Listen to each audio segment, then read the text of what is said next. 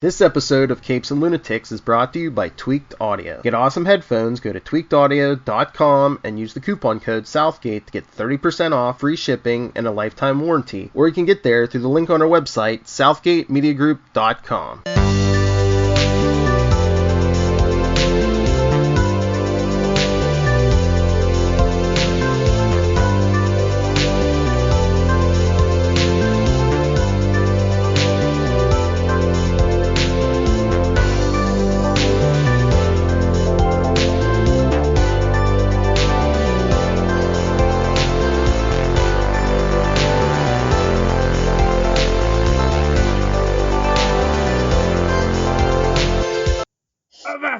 Hearties, and welcome to Full Stream Ahead.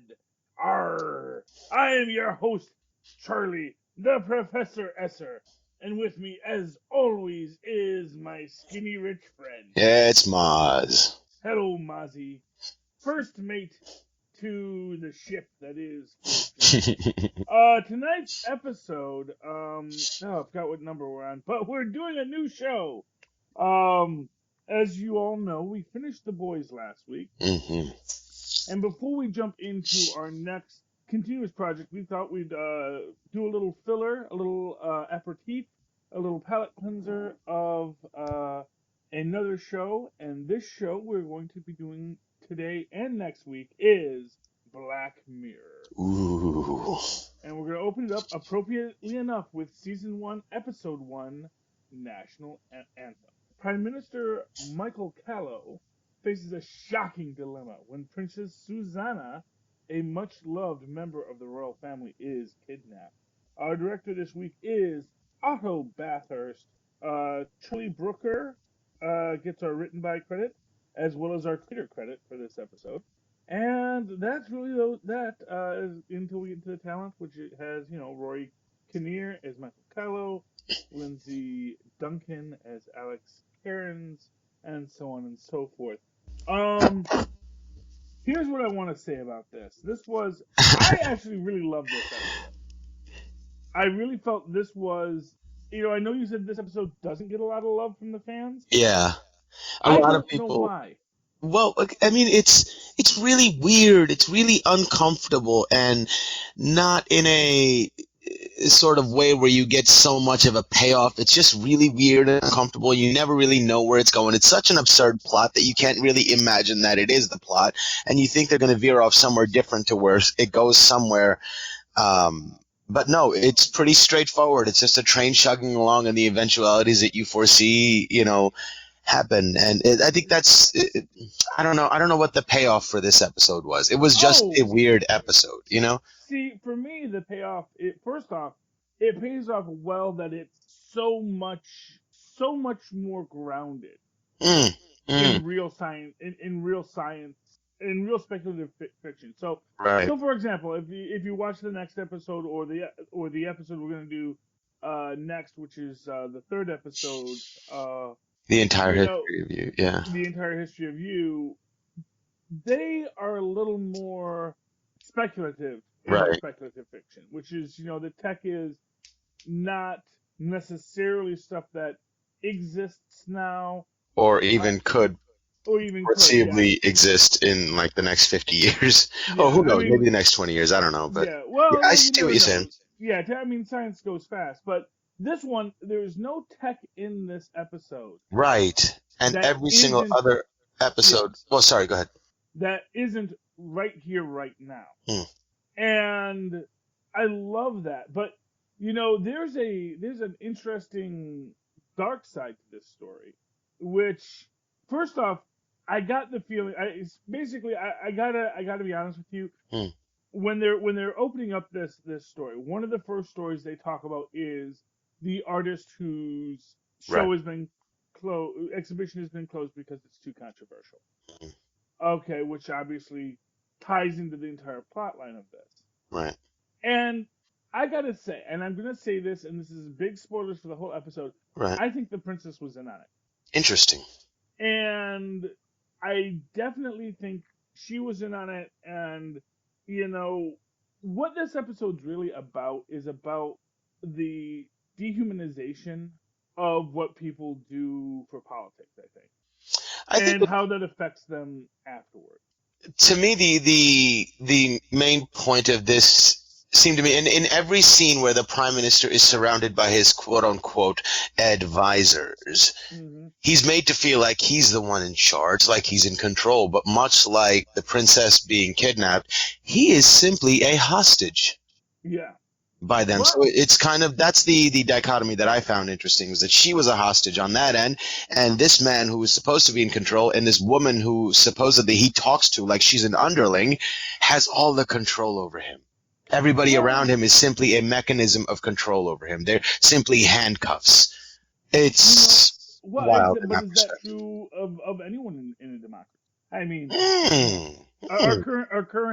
our current leader aside, I think that, yeah, that idea that there are poll numbers and that these poll numbers are what you're going to live and die from, Hmm.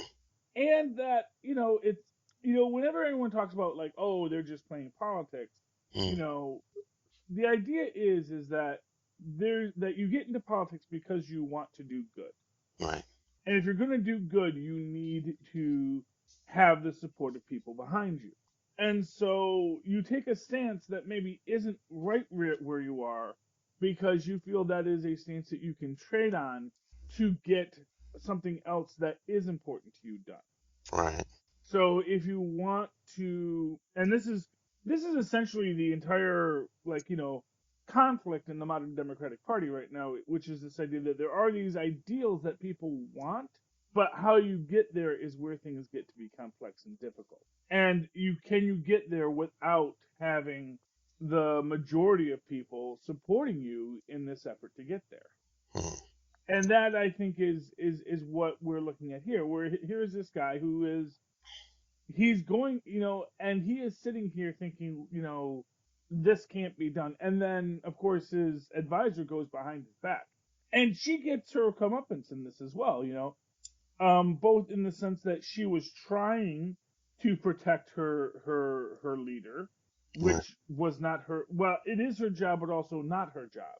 That it's her job to find the guy, not her job to find a way to save this guy's um, sense of good faith, and of course she's being exploitive in what she's doing, is she's, hiring a porn star to commit the act. Or And is yeah, her directive to protect the queen or protect the office? He is well, just a person serving in that office, and her job is to protect the office. He is simply no, secondary. and what I'll say is, if her job was simply to protect the princess, No, no, not the then it would princess, have. but like the broader Well, yeah, government, but the image then of the government. but the idea is they would do this thing to convince the guy, and that would be, essentially, it is just as damaging to the office if he does it or everyone thinks he did it. Well, I either mean, that's way, the thing. I think my point is that she did not, her duty did not demand that she take his feelings into account. Whoever Well, was in and the office, she would have done that. I don't think she was oh, yeah, wrong in well, doing yeah, that. what I'll say is, what she was wrong about it was that she was wrong, and that she was running a secret op outside of his purview, But that's what I'm that saying. She might that not be actually under his winds up purview. endangering the princess, though. He And might be that's under the assumption that she is, but I don't think that she is. I don't think she answers to him. She's been there sent to monitor him and watch him from higher on ups, and her job is to manage him. And he thinks she's there to assist him, but she's there to manage him. That's my opinion. Well, and I think I would disagree, in the Fair sense that enough.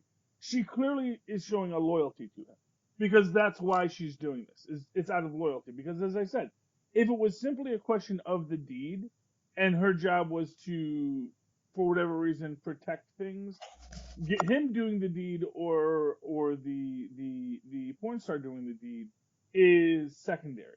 Well, I think the eventuality she was preparing for was if he refused to do it. Mm.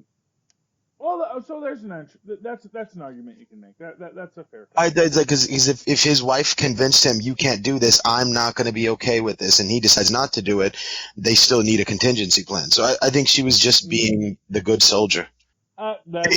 She made a bad decision in an effort to do that, but I don't fault her for trying to have a backup plan.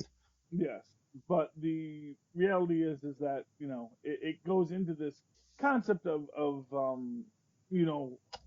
what is your obligation to your office, and at the end of the day, yes, she had this obligation to the office, he had this obligation to the people, but in the core of it, he is also beholden to this political will.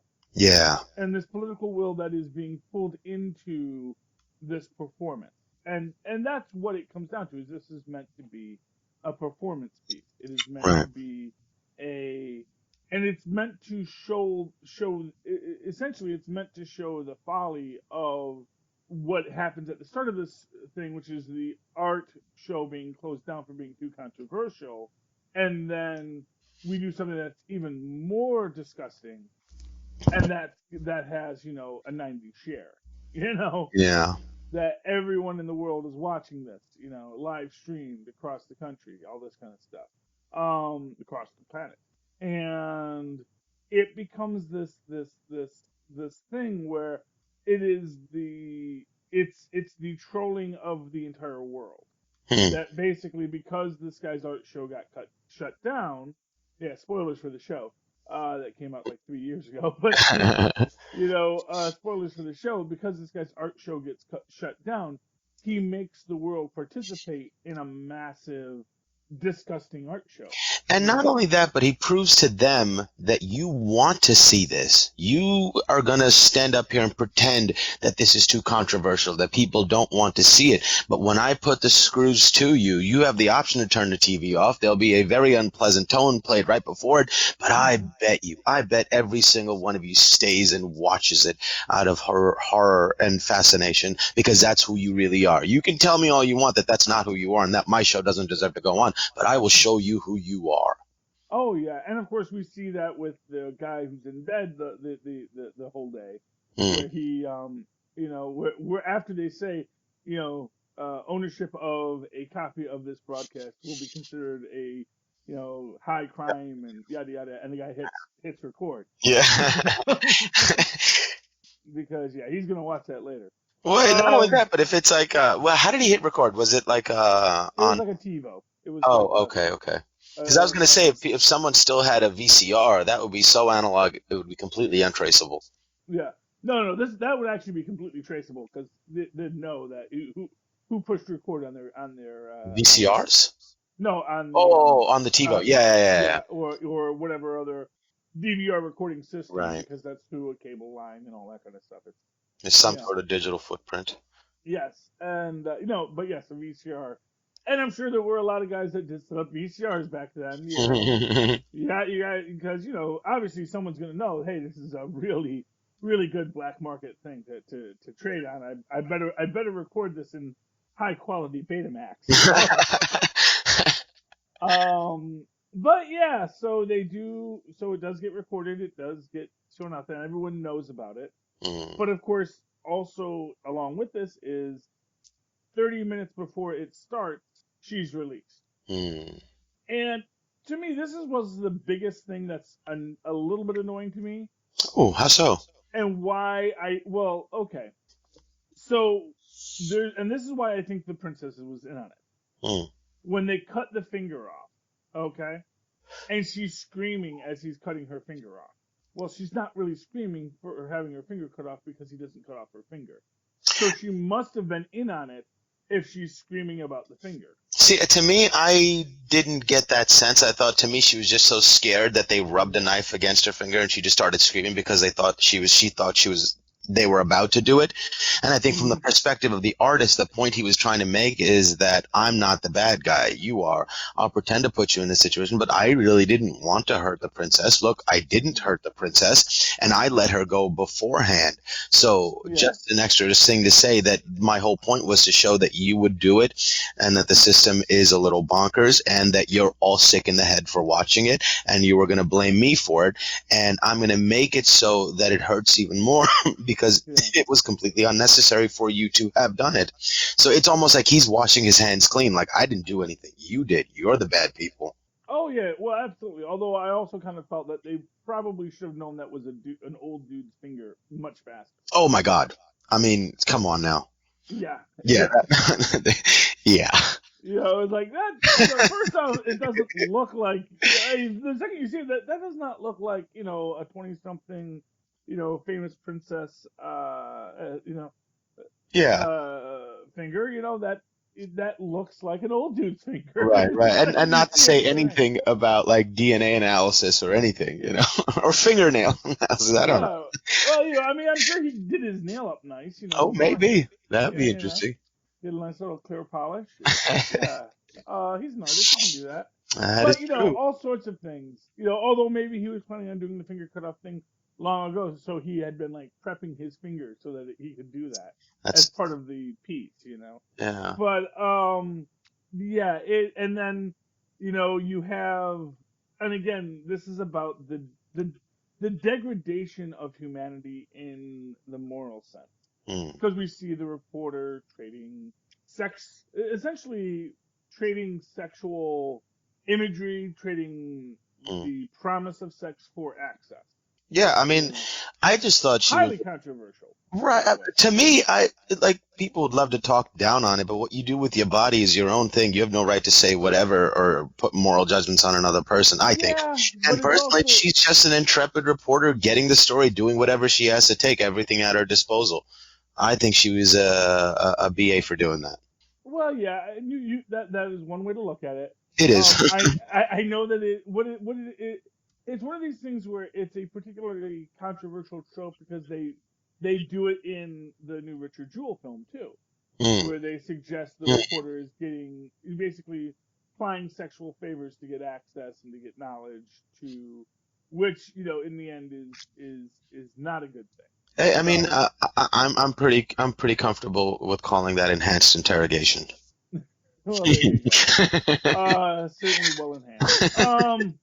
Yeah. So, but it is, it's an interesting way to approach it. Mm, Because it is at its core, this is about, if there's one thing the internet is about sex and perversion. mm. And access to it thereof. So, And how it sort of takes our impulses or our maladies and puts them on the fast track to expression and puts them on the fast tracks to, these outbursts and explosions of bad things simply because technology makes it so easy to constantly view ourselves or to open up those bad parts of ourselves and indulge in them. So sicknesses fester quickly and mutate quickly. yeah. And I think that is very much what we're seeing here. You know, the I like what I liked best about this episode is the very human quality of the people being damaged here.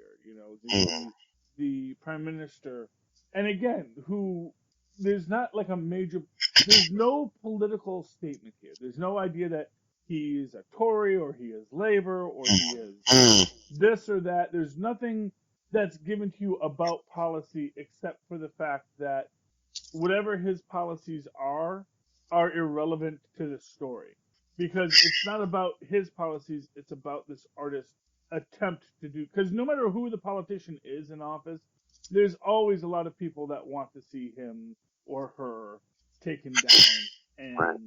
and it's interesting that we never get anything of his politics. Hmm. He is as vanilla of a politician as you can be. Or, And or I guess yeah. the most identifiable to any person watching it, regardless of their politics. Well, yeah, and I get that as well. I mean, I think that is the aspect of it that is most interesting to me is that even though this is inherently a political story, it isn't about politics, Mm, because it is a political story about how your place in a political scenario isn't bound by your actions so much as the popular opinion about you. Well, that and then this also sort of also is a little different than the politics that we're used to, because the Queen is a separate issue that, we as Americans don't really have to deal with. The idea of a monarchy and the idea of a uh, A royal family. allegiance, yeah, to that. And when the Queen calls him and says, "I know you'll do the right thing," it's like, and that kind of made me wonder that maybe not the princess per se, but maybe the Queen was in on it, and this whole shindig was well, I mean, it's far-fetched, but the aspect of this episode that I found most interesting was the talking down of this poor man to having to bend the knee and say fealty to the Queen, Well, and to do something drastic to do it, maybe as a punishment or something. But the part that was interesting to me, because like when he walks into that office and he first starts watching the video, everybody around him has made up their mind that he needs to do this. And I love how they initially start off, "Oh, no, it's completely out of the question. We would never consider it." And then they do the job of slowly breaking him down, making him realize that he actually does need to do this. That's what I yeah, thought was beautiful. yeah, and it is, yeah. I mean, and for what it's worth, that's what the internet wants, is a pound of flesh, Mm, mm, and it's interesting to me, just because, of course, that's actually one of the most interesting parts of it, is that you have these running polls and these running tallies about what everyone feels, mm. except this is all stuff that's happening within hours, Yeah, which means you cannot get an honest or accurate poll in that period of time. You're I not agree. going to get that kind of an accurate poll. So when they say at the start of it, "Oh, if you don't do it, it's not gonna hurt you," and it's only after the finger incident that suddenly everyone says, "Now you're the monster," you Mm, know. yeah. Um, and that's just the truth of it. Is that because he got played into looking like he that he was going to cheat at it. Yeah. You know, they could respect, that basically the idea being that people could respect him for having a moral stance on it, but they couldn't respect him for cheating on it. Yeah. And it's the cheating that it's as the one thing that I think Donald Trump has certainly learned is that it's not the lie, it's the cover up. And if you Mm, just don't cover it up, then no one cares if you lie. Uh, right. And he's good enough to say, "Yeah, I did it, and what?" And people will be like, "Yeah, now what? I guess yeah, we just well, move on about our day." yeah, well, it's maybe not the best lesson to take, but he certainly took it. So, come see, come saw. But yeah, I mean, I really liked this episode. I do not understand why it should get hate. To me, I felt that I actually really feel this is a better and a more realistic episode than the next one we're going to be reviewing next. Well, yeah, I mean, it's more realistic, but I don't know about better. Bestiality is always really terribly uncomfortable, and I don't want to see it. I Oh, don't want to have to think about it for a whole episode. And and, you watch it, and this is the first episode. It doesn't speak to how good, and there's a deep sci-fi aspect to it, to the show, as it yeah. progresses. Every other episode is stuff that you wouldn't see in real life. That's why it's Well, fantasy, sci-fi. what I'll say is, you know, what I liked about it is, again, it's Because this is sci-fi is not supposed to be realistic, and the rest of the whole series is sci-fi. This isn't. no, but This is I more think of the like a social sci-fi is commentary. supposed to be realistic. It's supposed to be about what is the social quality of scientific progress, Right, and but so bled through the eyes of like saying that it's all the technology that exists now makes it better. I don't know if I buy that, because sci-fi isn't necessarily supposed to be simply about what's already existing. There's supposed to be some wonder as to like what possibly could be, or going farther. well, Like yeah, I mean, I guess the argument that you can make is this is speculative. So, for example, as an example, um, you can look at technology today, and you can look at technology 60 years ago, and will you see things that are dramatically different? When so as an example, if you read Fahrenheit 451, there's the talk about these seashells. Everyone has these seashells in their ears that fill their minds with music or noise or whatever.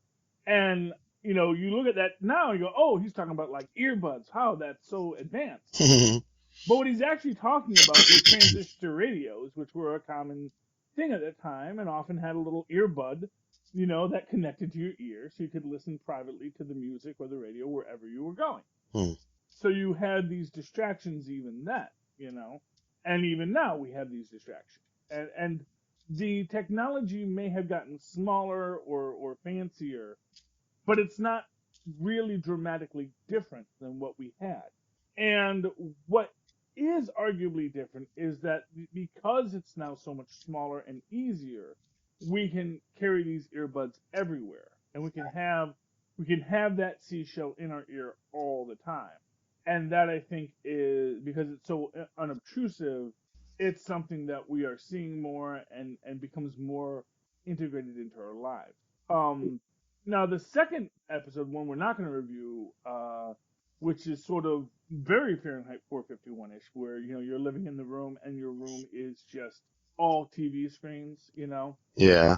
But then and it's like, oh, you have to pay to skip commercials Right. and all this kind of which is interesting. And again, that is a world that is maybe fake, Right. but also we can see ourselves in it because again, it's going right back to that Fahrenheit 451 world, and all that was weird about that world was, oh, we had big screen TVs that took up your whole wall, which now they're actually making. Right. And but it's not that the TV wall is that odd or that different. It's just a bigger and fancier way to do what already existed. Yeah, to me, that episode, it felt more like some of these absurdist plays that set up a world that is obviously not possible, not real, too ridiculous, but it's doing it as a metaphor to say something in an exaggerated way about us, taking it to the nth degree to make a point. So it's sort of like one of these things where it's not supposed to be terribly real, but it's supposed to use an unrealistic situation to put you in a situation where you get to ask yourself certain questions that you don't normally get to, or those questions don't have that much gravitas unless you put them in a ridiculous situation in order to be able to ask them. Well, but I guess what my point is what's so ridiculous about it. I mean, what's ridiculous about it, I guess, is the idea that we're down to bicycle powered technology in our world in the next episode, or not, but the episode we're not reviewing. Yeah. Whereas in this one, it's not that yes, this is ridiculous. No one's going to kidnap a princess to make a prime minister, make love to a porcine creature. That's not something that's going to happen, except it's not something that couldn't happen. And the idea that, yeah, we may get to a point where, our lives are commodified, our data is what is the tradable currency, and that we get rewarded in credits for doing menial tasks to keep society functional. And that's not an unheard of idea. That's not an impossible concept. Who knows what the world's going to be like in 50, 60 years? Yeah. And who's going to be living in the bunkers? And if you're living in the bunkers, how are you powering the bunkers? Well, maybe we're powering the bunkers with our bicycle pedals. And then it's all about, what are you going to trade to get off the bicycle? But that's a whole other episode, not this one. But I think that in their pairing, one is that sort of ridiculous sci-fi, but this is essentially ridiculous social sci-fi. Right. It's just how society changes or behaves in a ridiculous way. Right. It's just the pig loving part was kind of uncomfortable, and that's why it's like, if the rest of the show's going to be like this, I don't think I'm going to watch it. And for many people I talk to, they watch this episode, they're like, yeah, that's probably not for me. I don't know what people are talking about. And then years later, you go back to it, and you're like, oh, it's not always that grotesque or whatever. And then there's like more interesting or more fun or more enjoyable stories to be had. Well, and this is, I guess to me, I like it because it reminds me of one of my favorite jokes, which was, I first heard it in a film called Funny Bones, which is one of Jerry Lewis's last films. He's not the star of it, but a character, Jerry Lewis plays like a famous comic, and then his son is trying to be a comic, and, but he just isn't funny. He has great writers and stuff, and like his in the first thing we see him, he tells the story about how he goes, as a comic, he goes to all these clubs, says, and I meet this guy, and he says, let me tell you something, people are weird, people are unforgiving, you know, I'm a guy, I run this bar, I made this bar, I bring in all the top acts, I bring people from all around the world here. This is a great bar. Everyone loves this bar. Do you think people call me Joe the bartender, Joe the club owner? No, they don't. And before that, I was a farmer. I actually worked the earth in this town. Made did great things, growing great crops. Won all sorts of awards for my for what I could produce at the county fairs. Do they call me Joe the farmer? No, they don't call me Joe the farmer. I even went to the state legislature at one point. I was actually serving the good people of this town and this district for a good 10 years. Brought jobs, brought lower taxes, did all this great stuff, built a school. People call me Joe the legislature. No, you F1 pig. And so to me, I guess in that sense, that is you F1 pig. And to that extent, though, by the end of it, everyone knows he's Prime Minister, Pig lover. Yeah. They know that's who he is, but at the same time, they're also letting him go on being a popular politician. It doesn't destroy his political career, although apparently his wife can't get over it. So. Right. His wife's like you. It's too much, Yeah. I was like, I think we're done with this show, honey. Yeah. I think we're done with this show. Okay. But that was our very first episode of Black Mirror.